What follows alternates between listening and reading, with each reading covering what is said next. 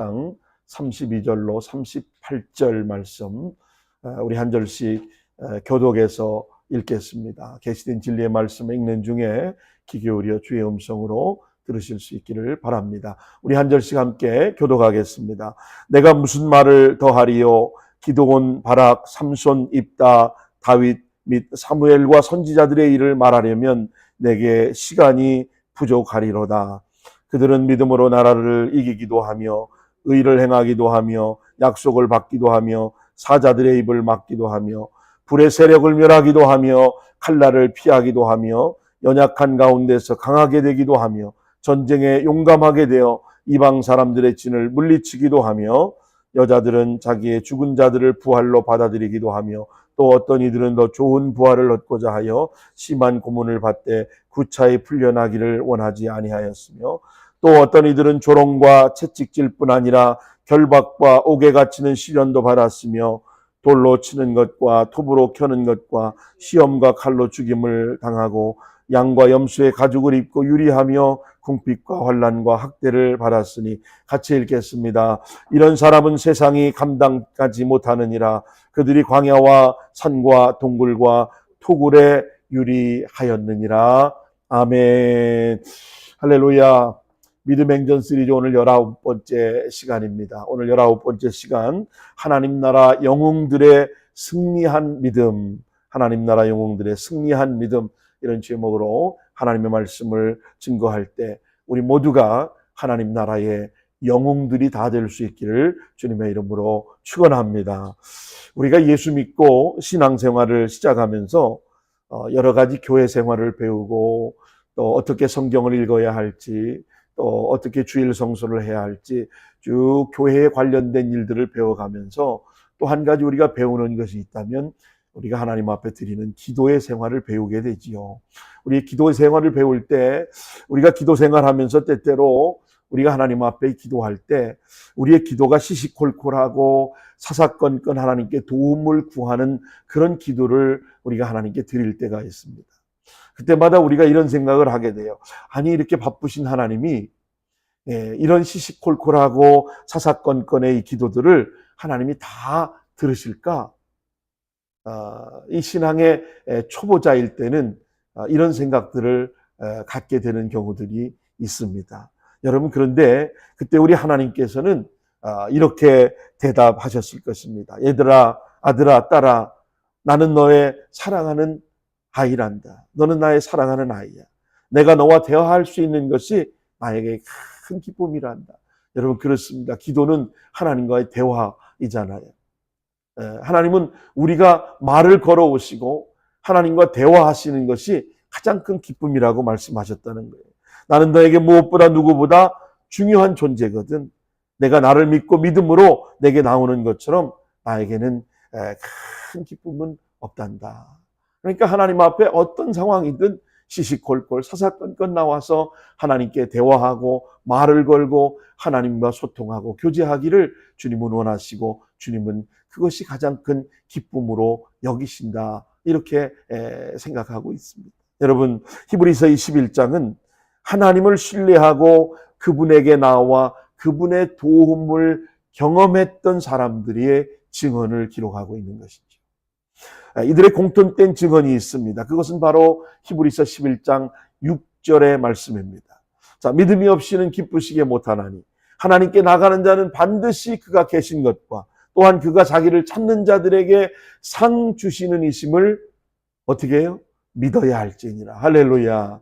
믿음의 영웅들은 동일한 공통점으로 이런 증언을 동일하게 고백했다는 거예요. 하나님께 나가는 자는 반드시 하나님이 계신 것과 그가 자기를 찾는 자들에게 상 주시는 이심을 믿어야 할지니라. 그들은 다 그렇게 믿었다는 겁니다. 자, 오늘 본문은 믿음으로 하나님을 기쁘시게 한 무수한 신앙의 선배들의 인생 승리를 집합적으로 기록해 놓고 있습니다. 그런데 그들이 승리의 패턴을 보면 두 가지 유형으로 요약할 수가 있습니다. 하나님 나라 영웅들이 승리하는 믿음이 두 가지 유형 가운데 하나는 바로 능동적인 믿음이고 다른 하나는 수동적인 믿음입니다. 여러분 능동적인 믿음은 다른 말로 말하면 정복하는 믿음이라고도 말할 수 있습니다. 우리 믿음은 여러 경우에 적극적이고 능동적인 역사를 이루어 놓을 수가 있습니다. 이것이 정복자들의 믿음, 이것이 바로 능동적인 믿음이라고 하는 것이죠. 자, 여러분 32절부터 우리가 그 말씀을 계속 한번 이어서 보겠습니다. 자, 이제 히브리 기자는 우리 신앙의 선배들이 체험한 기적의 믿음들을 증언하고 있습니다. 자, 내가 무슨 말을 더하리요? 기드온, 바락, 삼손, 입다와 다윗과 사무엘 및 선지자들 일을 말하려면 내게 시간이 부족하리로다. 그렇습니다. 오늘 저 역시도 여러분에게 이 전체 내용을 다 설교하기에는, 이 믿음의 선진들의 믿음에 대해 다 말하기에는 시간이 너무나도 부족합니다. 그래서 저는 중요한 핵심적인 가치들만 짚고 넘어가려고 합니다. 여러분, 이어지는 33절 말씀을 보십시오. 저희가 믿음으로 나라를 이기기도 하며, 여러분 어떤 구체적인 사건이 떠오르시나요? 믿음으로 나라를 이기기도 하며, 누가 생각납니까?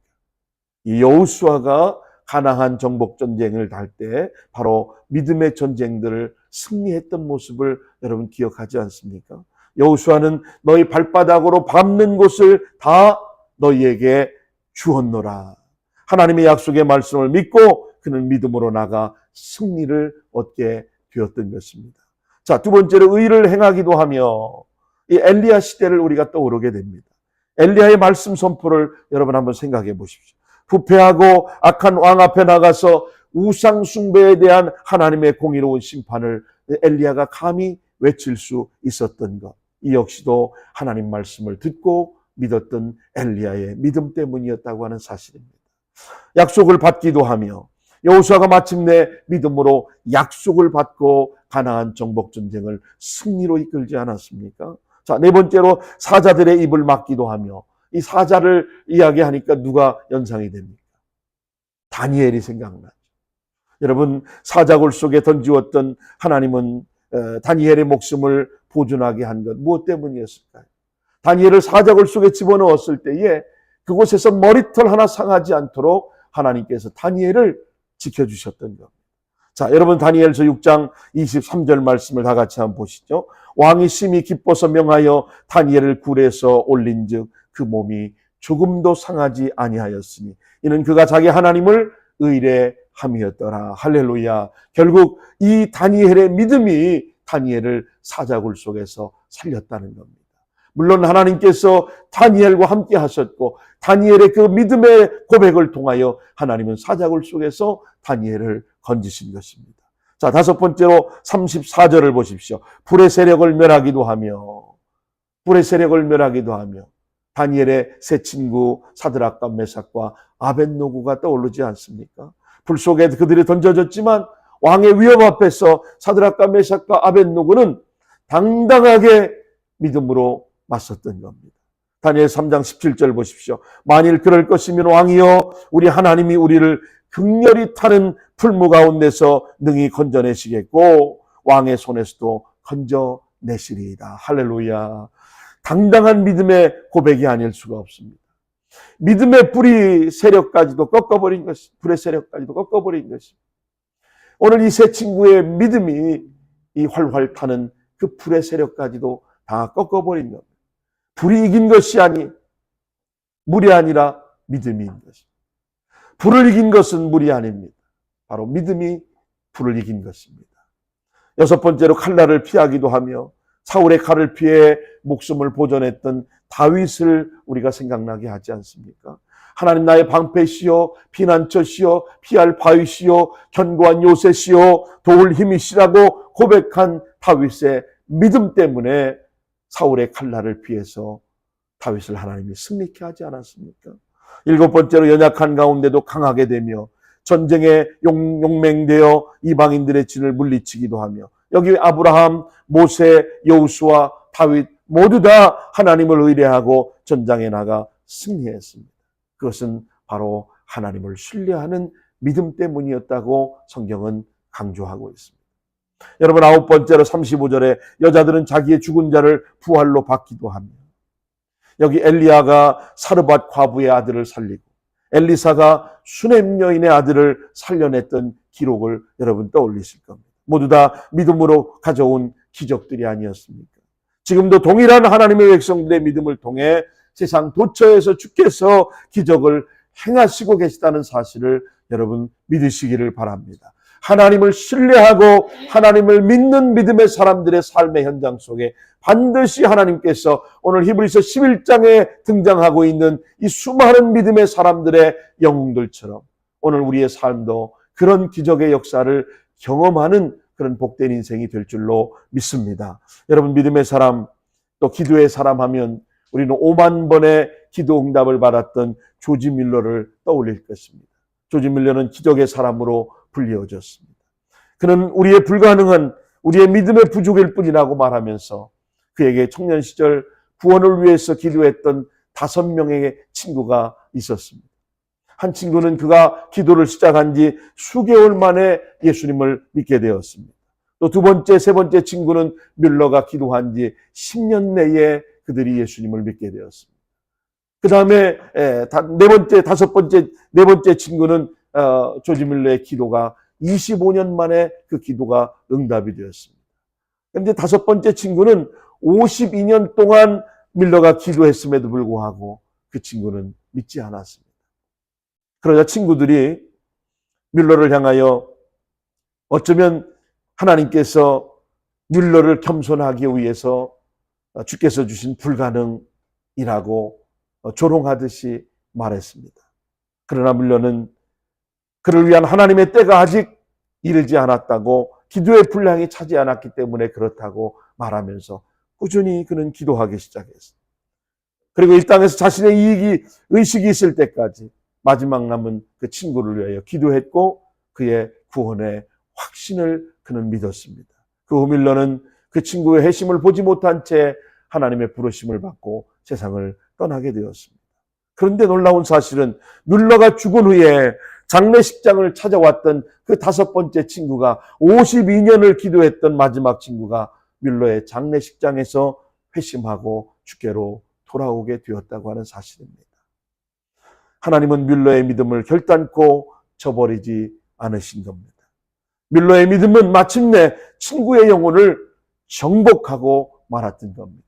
여러분 가족을 위해 기도하시고 형제와 친척을 위해서 기도할 때 기도의 응답이 되지 않는다고 여러분 포기하지 마십시오. 끝까지 가족의 구원을 위해서, 형제의 구원을 위해서, 부모의 구원을 위해서, 믿지 않는 다른 이웃들의 구원을 위해서 오늘 밀러와 같이 마지막 죽는 그 순간까지도 하나님이 저들을 반드시 구원해 주실 것이라고 하는 이 믿음을 가지고 기도해야 할 줄로 믿습니다. 여러분 한 번은 밀러가 알코올 중독자를 전도하기 시작할 때 그 밀러 주변에 있는 친구들이 아마 저 친구만은 불가능할 거야. 저 알코올 중독자 술주정뱅이가 어떻게 예수 믿을 수 있겠어. 그리고 말끝마다 낙담하는 이야기를 했다고 합니다. 하지만 밀러는 반대자들에게 이렇게 반문했다고 합니다. 당신들이 주께서 물로 포도주를 만드신 사실을 믿느냐고. 그러자 그 친구들은 믿는다고. 그러면 당신들은 포도주를 물로 만드실 수 있는 하나님을 그들은 믿느냐고 그들에게 물었습니다. 그러자 그렇다고. 그것도 믿는다고. 그러자 밀러는 그럼 하나님이 포도주 독속에 빠진 인간을 세례의 침례의 물속으로 옮겨주실 것을 왜 믿지 못하느냐고 그 친구들에게 다그쳤습니다. 그렇습니다. 여러분 우리의 믿음이 정복하는 믿음, 능동적인 믿음임을 믿으시기 바랍니다. 하나님 나라 영웅들의 승리하는 믿음은 바로 능동적인 믿음, 정복하는 믿음입니다. 불가능하다고 여기는 것까지도 하나님을 신뢰하고 믿음으로 그 일을 가능케 만들었던 그런 뮬러의 신앙의 고백처럼 오늘 저와 여러분도 동일한 그런 믿음의 고백이 또 그러한 신앙의 결단이 우리 가운데 있게 되시기를 주님의 이름으로 축원합니다. 다른 하나는 수동적인 믿음입니다. 다른 하나는 수동적인 믿음. 이것을 인내하는 믿음이라고 말합니다. 인내하는 믿음. 여러분 이것을 다른 말로 순교자들의 믿음이다. 이렇게도 말할 수 있습니다. 저는 정복자의 믿음 못지않게 이 순교자의 믿음 또한 굉장히 존귀한 믿음이라고 저는 믿습니다.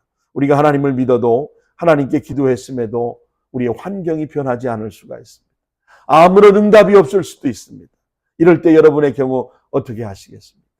그냥 참고 응답 주실 때까지 버티시겠습니까? 아니면 아이고 이거는 안 되나 보다 하고 포기하시겠습니까? 많은 경우 그 가운데 기적을 체험하지 못하고 결국은 포기해버리는 경우들이 대부분입니다.